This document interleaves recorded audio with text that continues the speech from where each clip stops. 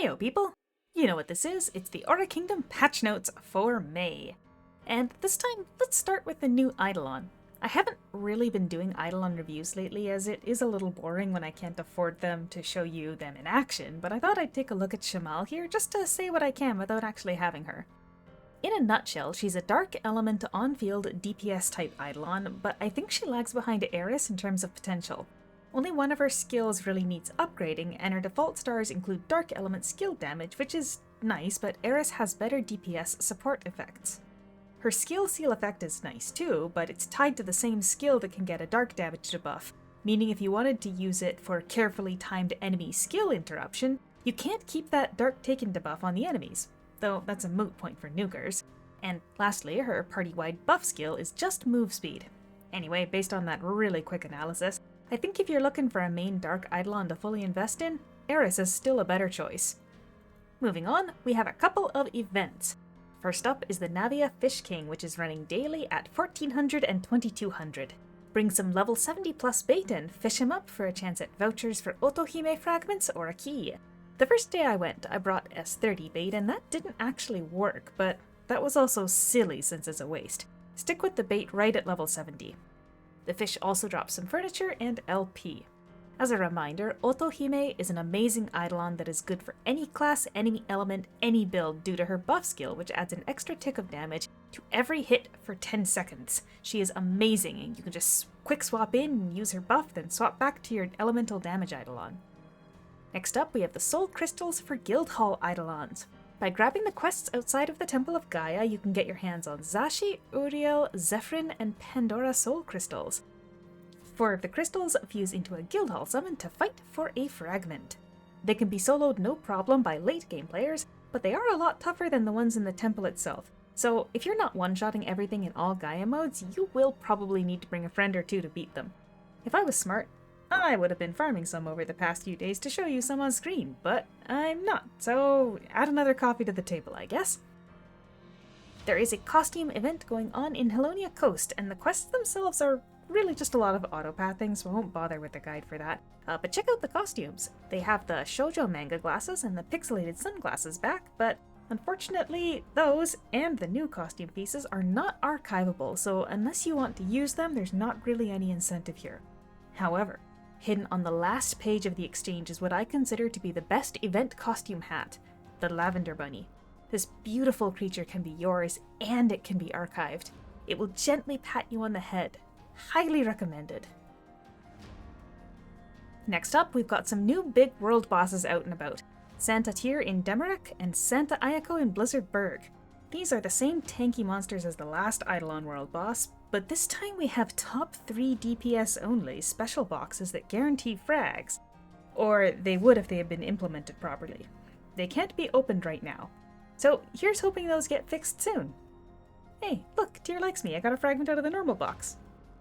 Anyway, these fancy top-ranked prize boxes are also supposed to have a title box, an extra normal conquest box, and 1 or 2 one-day connection master emblems in them, which is the real draw here because that is the new item that was added 2 weeks back that allows you to auto-link your Eidolons.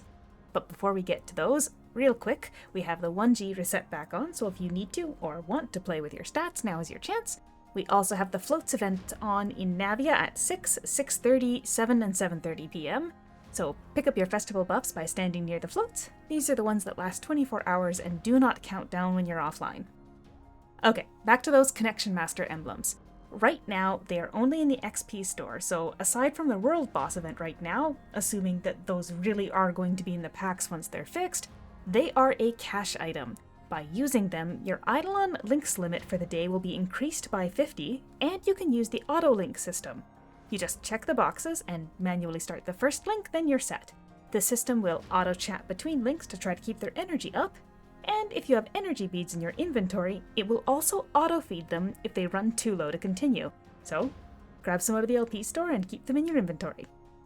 The downside is that feeding Eidolons interrupts cubes, so if you want to leave it linking all day when you're at work or school, you will come home to not be cubing anymore. One more note. When the emblem ends, your total links for the day will drop by 50, even if your remaining total is less than 100. If you want to make a 1-day emblem last 2 days and you're linking 3 Eidolons, you need about 8 hours and 20 minutes on each day to do 150 links. So plan it around the 6 AM link counter set. And here you can watch me lose my last couple of links to confirm this for science. All players were sent one of these in the mail, so you can at least give it a try. And to finish off, a couple permanent changes. As I hoped last time, my Flokja contract now also has the skill button, so I can show you that in action. It appears when it's ready to use and vanishes while on cooldown. The way it works is actually a bit odd when I see it in person, but I'm glad to see they seem to be implementing this for all contract skills. This time, Flokja and Taloc were updated. There are new oddities added in Port Scandia and Helonia Coast, and I got those guides out yesterday, so you are covered if you need those. Check the description for the links if you need them. And finally, another big win for free-to-play players, additional items have been added to the Olympus Holy Cup exchange. It will take a lot to farm these, so if you want to get them, better start running Hero Sky Tower on Saturdays. Anyway, they've added a box of the 100 to all stat titles, and some of them have some pretty fun names. Awakening Holy Chest Stones, 2 pen emblems, the Magic Gear, which is a 1-hour reusable buff item, the Sacred Sky Soul Fusion Formula, which is only useful if you have the other parts, but hey, it's access without luck or cash, and 4 more anima. I hear HST raids filled up real fast this week, so if you want to start farming next week, I suggest you set an alarm and plan to register as soon as the tower registry opens. And that, my friends, is it for this week. I've said it a couple times in replies to people, but I set up some alerts in a couple languages looking for more Aura Kingdom Impact info and haven't gotten anything. But I have now realized that was because my alerts for the name of the game in Chinese was set to only send me news that was in English. So yeah, that wasn't working. That being said, now that that is corrected, the only new results I see are just the same screenshots from the last video, so it's probably just a couple different news blogs handling the same info.